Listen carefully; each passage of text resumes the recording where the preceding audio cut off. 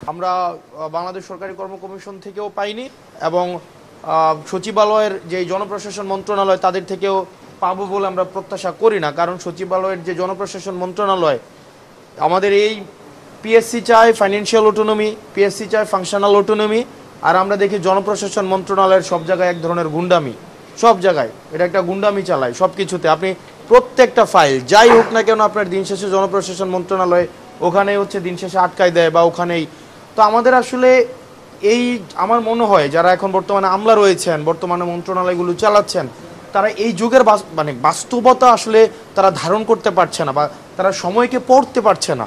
এখন এই সময়ের প্রয়োজন, যদি আপনি পড়তে না পারেন, আপনি যদি মানদাতার আমলের ওই সিস্টেমকে হচ্ছে বলবৎ করার জন্য আপনি সবসময় এক ধরনের মনস্তাত্ত্বিক একটা পশ্চাৎপদতা থাকে, তাহলে কিন্তু এই সময়কে আপনি কখনোই ধারণ করতে পারবেন না। এবং আপনি যদি যুগের সাথে যুগকে ধারণ করতে না পারেন, তখন এই যুগের আমরা যারা আছি আমাদের ক্রোধ অবশ্যই বিস্ফোরিত হবে। এই কারণে আমরা জনপ্রশাসন মন্ত্রণালয়কে বলবো যে আপনারা সংস্কারের মধ্য দিয়ে, আমরা জনপ্রশাসন মন্ত্রণালয় সংস্কারের প্রস্তাবনা দেওয়া হয়েছিল, সেটির মধ্যে আমরা এক ধরনের অনীহা পেয়েছি এবং এই ফাইলও মনে হয় জনপ্রশাসন মন্ত্রণালয়ের ওই যে লেজুর বৃত্তি আছে না, ওই যে একদম এই টেবিল থেকে ওই টেবিল, ওই টেবিল থেকে ওই টেবিল, এটাও 6-7 মাস লেগে যাবে। 6-7 মাসের মধ্যে আবার দেখা যাবে আবার নির্বাচিত সরকার অর্থাৎ এই প্রায়োরিটি লিস্টে মানে জনপ্রশাসন মন্ত্রণালয়ের বটম লাইন আমাদের এই চাকরি প্রার্থীরা নেই। আমাদের চাকরি প্রার্থীরা আসলে সংখ্যায়, আমরা যারা চাকরি প্রার্থী আছি এটা রূঢ় বাস্তবতা, আমরা বাংলাদেশে আসলে সংখ্যায় ম্যাটার করি। আমাদের যে আসলে প্রয়োজন, জীবন জীবিকা, আমাদের ডিগনিটি, আমাদের এটা চাকরি প্রার্থীর যে বাংলাদেশের বাস্তবতা, আমাদের ডিগনিটি, এটা আসলে তাদের প্রায়োরিটি লিস্টের মধ্যেই নাই। আমরা তো আসলে চাকরি প্রার্থী ছিলাম, আমরা দেখেছি যে আমাদের বাস্তবতা এমন। এই সময়ে এসে আমাদের 3 বেলার জায়গায় 2 বেলায় খাইতে হয়। আমরা দেখেছি সেন্ট্রাল লাইব্রেরিগুলোতে, পাবলিক লাইব্রেরিগুলোতে মাস্টার্স কমপ্লিট করে ডিপার্টমেন্টে প্লেস করার পরও জুতা সেলাই করে পড়তে হয়। জুতা সেলাই করে আমরা দেখেছি তাদের জীবন মানে এমন হয় যে আসলে তখন মানে আমাদের অফুরন্ত সম্মান থাকে। একটা ঢাকা ইউনিভার্সিটি থেকে, পাবলিক ইউনিভার্সিটি বা ন্যাশনাল ইউনিভার্সিটি থেকে একটা ছেলে যখন পাশ করে বের হয়, সমাজ কিন্তু তাকে সম্মানটা দেয় এবং তার থেকে কিন্তু পরিবার প্রত্যাশা করে, কিন্তু সেই পরিবার প্রত্যাশা এবং সম্মানের আনুপাতিক হারে কিন্তু আমরা পরিবার এবং সমাজে কিন্তু আমরা কোনো কন্ট্রিবিউট করতে পারি না।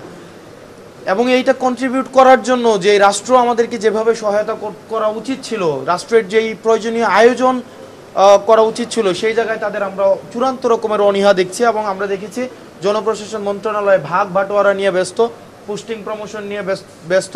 এবং এই 5ই আগস্টের পরে সবচেয়ে বেশি যদি আপনার সবচেয়ে বেশি বেনিফিট পেয়ে থাকে সেটা হচ্ছে আপনার এই যে প্রশাসনের আমলারা আমার প্রতি নারাজ হবেন।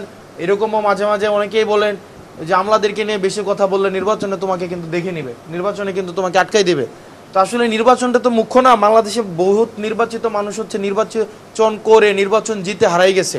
আবার অনেক মানুষ আছে নির্বাচনে অনেকবার হেরো প্রাসঙ্গিক থেকেছে। আসলে রাজনীতিটা জিতা হারার বিষয় না, রাজনীতি হচ্ছে সময়ের সাথে প্রাসঙ্গিক থাকার বিষয়, মানুষকে ধারণ করার বিষয় এবং আমরা যারা মজলুম আছি তাদেরকে ধারণ করার বিষয়। এই জনপ্রশাসন মন্ত্রণালয় দেখেন 5ই আগস্টের পরে সবচেয়ে বেশি মজলুম থেকে নিজেকে প্রচারিত করেছে জনপ্রশাসন মন্ত্রণালয় এবং তারা তাদের নিজেদের প্রমোশনটা আগে নিশ্চিত করেছে।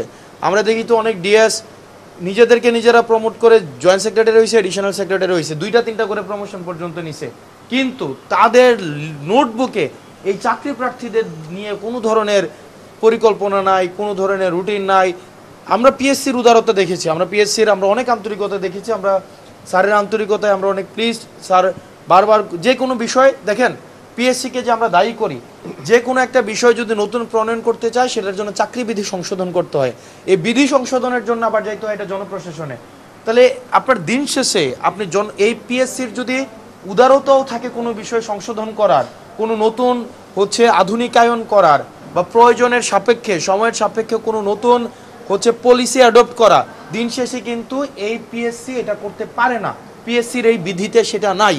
তো তার মানে দেখেন আমরা কিন্তু পিএসসিকেই টার্গেট করি, পিএসসি এটা কেন করছে না, কেন নাম্বারপত্র। এই যে মিরাজ প্রশ্ন করলেন, মনিরা শারমিন আপা প্রশ্ন করলেন, আমাদের প্রত্যেকেরই রাইট রয়েছে। আমি যে পরীক্ষাটা দিয়েছি সেটাতে আমি কত নম্বর পেয়েছি সেটা দেখার আমার এখতিয়ার রয়েছে, কিন্তু সেটাও যদি করতে চাই তাহলে বিধি সংশোধন করতে হয়।